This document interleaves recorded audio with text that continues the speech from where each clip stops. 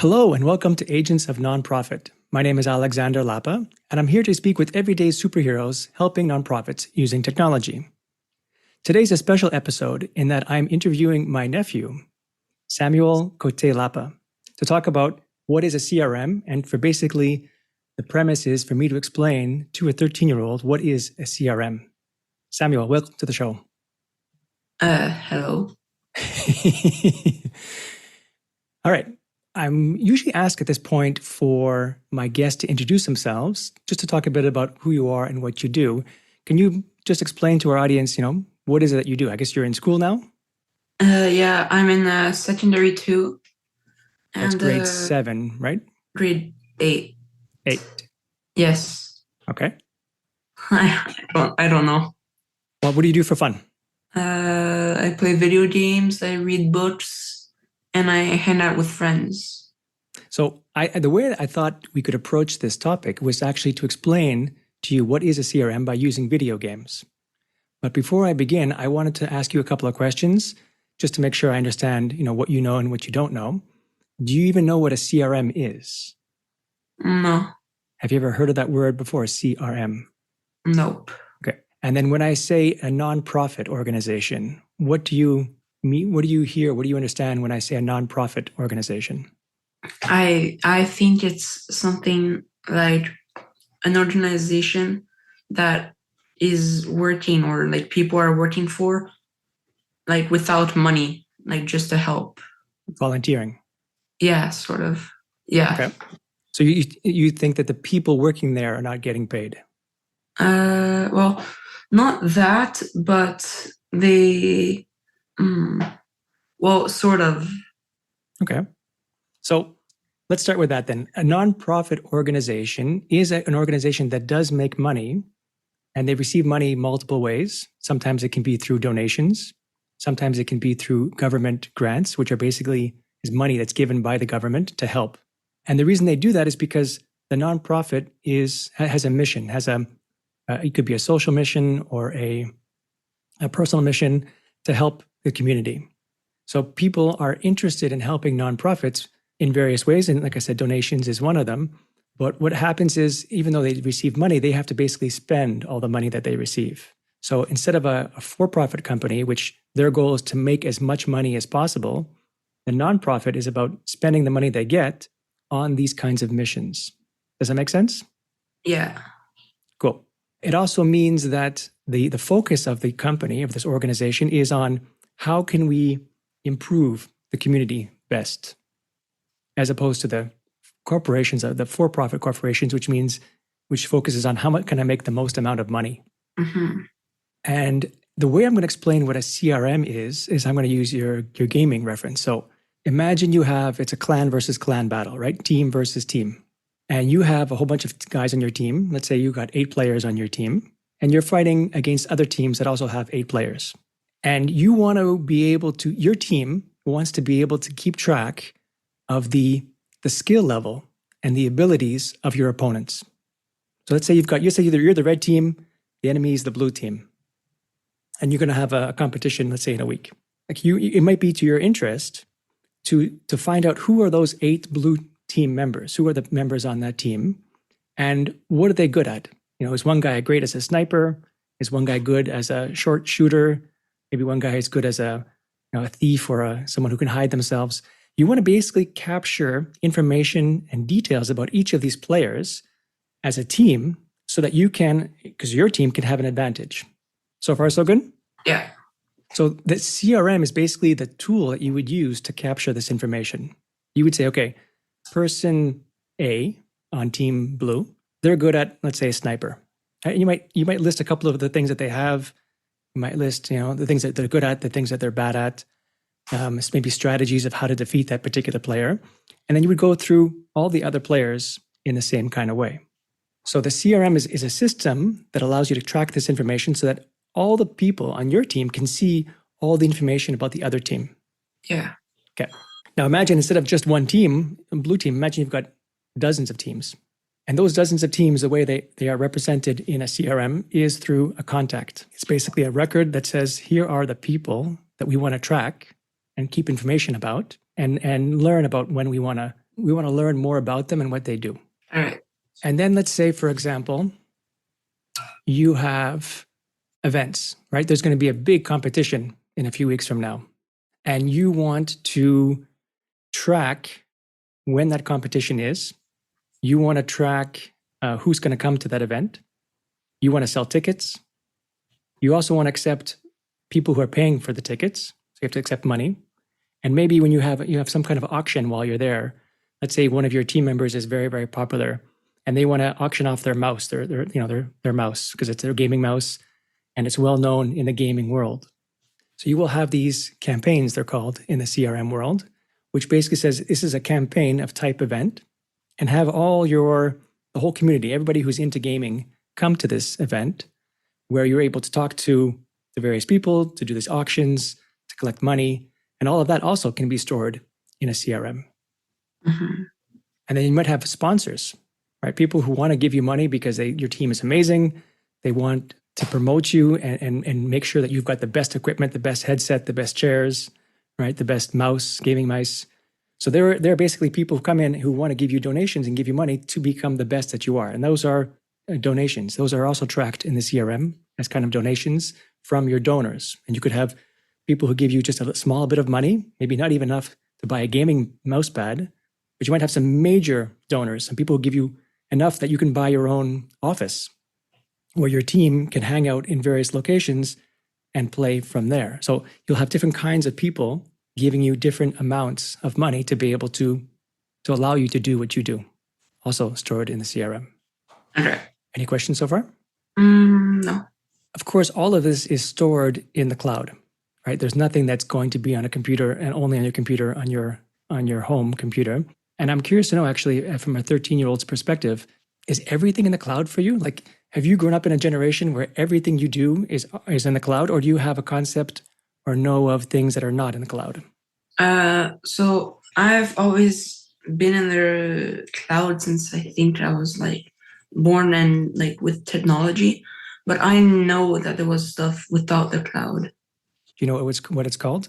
That I'm not sure. Okay, so it's called on-premise.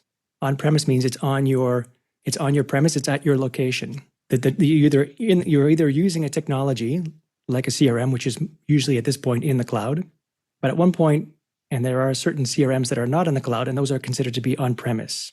And all that really means is that, well, actually, let me ask you, what does in the cloud mean to you?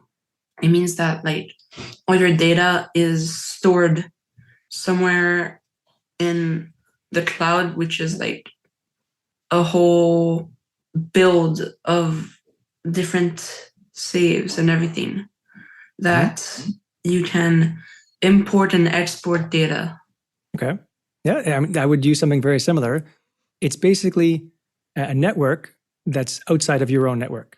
Someone else, not you, not your house, for example, or not your team, but it's another organization that has a whole bunch of data servers, big computers that are all linked together, networked together, and you're basically using their information, but you don't really know or care. I guess you do care, but you don't really know whose you're using, or sometimes you don't know whose you're using, because there are various types of clouds, like Amazon has their cloud, Microsoft has their cloud. So you might be using products on a cloud, but you might not care about or know about which cloud you're using. You're just using an application, and you can use it from anywhere where you are. I mean, you can use it from your home, you can use it from your school, you can use it when you're on vacation. You're accessing this information from wherever you are. And that's what is so attractive about being in the cloud, is that it doesn't require you, like you could use any computer. You don't need to bring your own computer even, right? You could use anybody's computer as long as they have an internet connection. You can connect to your information in the cloud.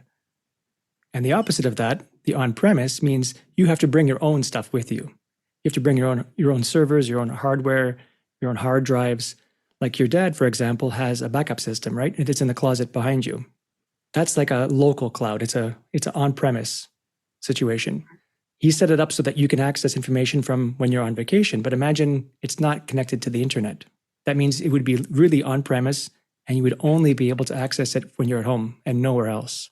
That's the opposite of the cloud. Make sense? Yeah. Okay. So the CRM that I use, that I find myself most working on, is in the cloud. And they were actually one of the first CRMs ever to be in the cloud. So if you roll back the time like 20 years ago, and actually probably more than that now, in the 90s even, everything was on premise. Whenever any kind of organization used a CRM, they would always be on premise. The whole concept of the cloud was still, I mean, the internet existed, but it was still very young. And Salesforce was the first cloud-based CRM. So they had a lot of education to do, a lot of training to do, because imagine all you know is the cloud. So imagine I had to train you on, no, the cloud is not what you want to be. You want to be on premise. Of course, what I'm talking about is the opposite. But imagine you have to change the way you think to understand that the way things have been done isn't the best way, that there is a better way of doing things, and that is in the cloud. Mm-hmm. So that was fun. That was probably a very interesting challenge that they had. And of course, since then, I'm not saying they were the very first. Well, they were the very first CRM in the cloud. There were other apps that started to be in the cloud, but they were the ones that really made cloud popular. And I mean, today, I mean, as you know, everything's in the cloud. So they were pioneers. Yeah. So I'm curious then. So and I actually never even told you, but do you even know what CRM stands for? No. It stands for Client Relationship Management. So if I were to put it back to the gaming context, it would be your opponent management system. You're basically tracking all the information about your opponents. And it's basically, it's not just the opponents themselves, but also the relationships that they have with each other and the relationships that you have with them. So you will say, for example, when you're adding one of your enemies into the CRM, you would basically, create a contact. You would say their name, maybe their, first name, real last name, their alias, the team that they're on, the categories of avatars that they are or opponents that they are. If they're a sniper, for example, you could categorize them as a sniper. And then you could list a whole bunch of notes about this individual, what they're good at, what they're bad at. If you reach out to them or the last time you played with them, how good they were, all of the stuff is in that CRM. So far, so good? Yeah. So I'm curious to know then, everything that I've told you, what would you see as, do you see a CRM being a good thing? And if so, why? Yes, I do think it's a good thing because you can learn the different steps and remember them and make the company or anything just bigger. Mm-hmm. Could you see, because I know you're also in a gaming clan, right? I believe it's cool. Yeah. What's the game that you play? I play Valorant and Overwatch 2. So Overwatch, that's the one that I played with you as well. So imagine you had a team, or you do have a team of Overwatch players. Could you imagine a reason why your team would use a CRM? To remember like the different abilities and skill move and skill set from the opponents. Any problems with it? Any kind of challenges or anything that you would need to think about, concerns you would have about using this kind of system, the CRM? It might fail, and then you could lose a lot of things that you've tried to progress and keep during all this time. So you have to somewhat restart from almost the beginning and try to get back up to where you were. Yeah, so you're right. Backups are become important because usually things are backed up when they're in the cloud, and you have to always double check to see if that's true. But you're right. One of the features that most nonprofits need to keep track of is that do they need to have some kind of backup plan, which means in case the cloud blows up, that they do have some kind of backup system so they don't lose everything and have to start from the beginning. Any other challenges you might think of? What happens if a particular player doesn't want to use it, the system? They don't want to use it. They said, I don't need it. I'm fine without it. What would you say to your own team player if they said that to you? To still use it because we don't know when we would need it. Okay, but let's say, so you've got 8 team players, let's say on your team, you're the captain, and the only one of them says, I don't want to use it. I'm happy without it. You guys can use it. I don't want to use it. What would you say to that person? I don't know. Do you understand why he would not want to use it? No. Let's say he has his own notepad on his computer that he tracks his own notes, and he wants to keep his notes private. He doesn't want to share his notes, and he doesn't want to learn a new system. He's happy with his notes. He doesn't want to have to learn what a CRM is and how to use the CRM. He just focused on his notes. Well, maybe it's because, well, I think I would say, I don't know. It's actually a tough question to ask because that is one of the most difficult or the biggest problems that people like I have when dealing with nonprofits is that there are some people who don't want to use the new system.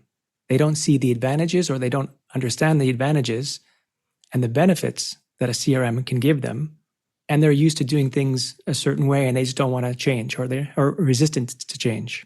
And part of what I do as someone who's building the CRM for them is to teach them saying, look, I understand you have doubts and reservations and concerns about using this new system because some people just have a hard time with change.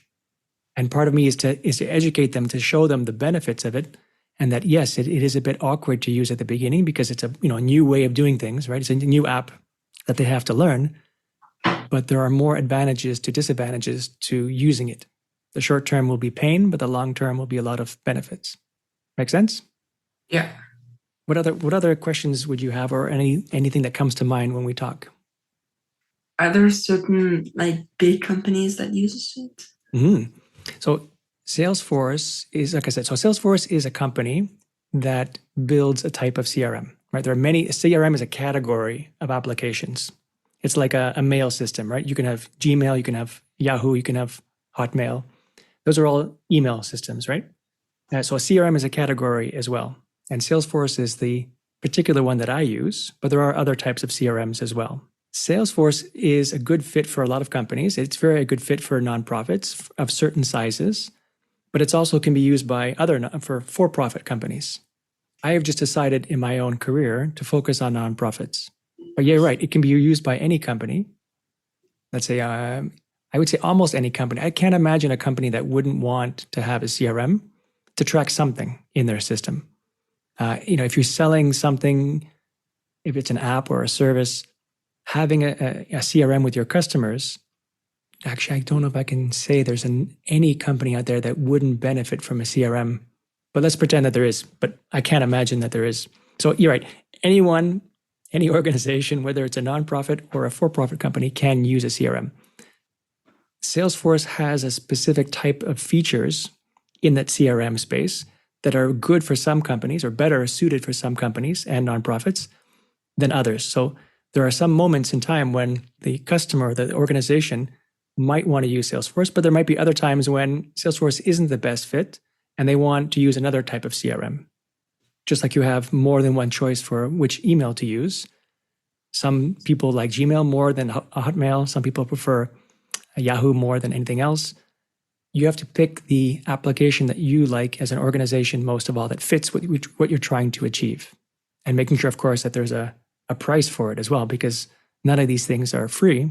You want to make sure that whatever price you're paying also fits with what you have in your pocket, your budget. So so the short answer is yes. I focused my particular career on nonprofits because I find it's a lot very enjoyable. All right. Anything else you can think of that you can add, or questions, or want to know something more about? No. I think it's good. It's good. You understand what a CRM is now? Yep. You can tell your friends? Probably, yeah. If they would like to. Yeah, I mean, I can't imagine a conversation between 13-year-olds talking about CRMs, but the idea here was just to give you a bit of insight of what I do and why I do it. Mm-hmm. All right. I want to just thank you for your time today. I hope it was interesting for you. Yeah, well, thank you too to have explained to me what a CRM is. All right, well, that's it for today. I'm Alexander Lapa, and I hope you join me again in the next Agents of Nonprofit.